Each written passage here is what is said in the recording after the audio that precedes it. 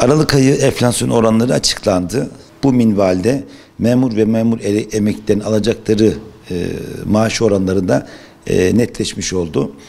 Bu durumda Aralık ayı enflasyon oranları dahil memur ve memur emeklileri önümüzdeki 6 ay için enflasyon farkı dahil %49,25 oranda bir maaş alacaklar.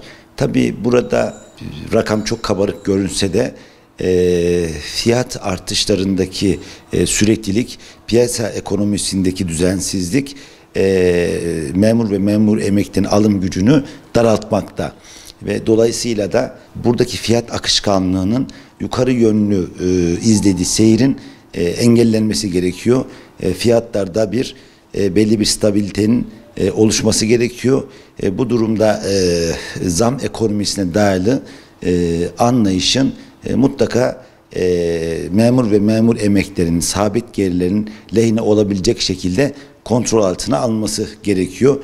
Çünkü şöyle bir beklenti de oluşuyor.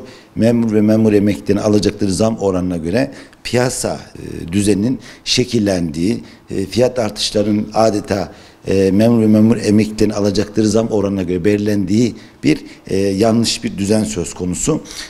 Bunu mutlaka kontrol altına alınması lazım.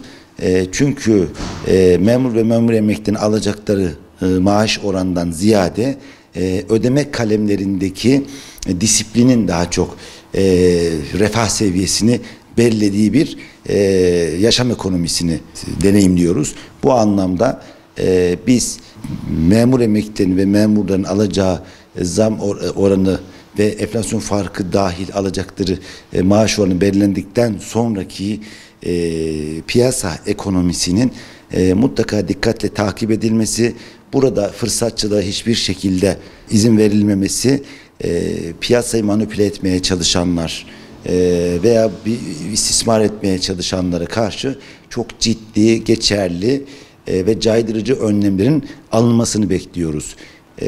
Elbette memur ve memur emeklilerinin ihtiyaç durumu gözetilerek fiyat artışlarıyla paralellik arz edecek şekilde eşel mobil sisteminin devreye alınması gerekiyor. Burada piyasadaki zam oranları arttıkça memurların alacak kalemlerinin de aynı oranda artış elde ettiği ve bunun aylık periyotlarla düzenlendiği bir sistemin de mutlaka uygulamaya geçirilmesini bekliyoruz.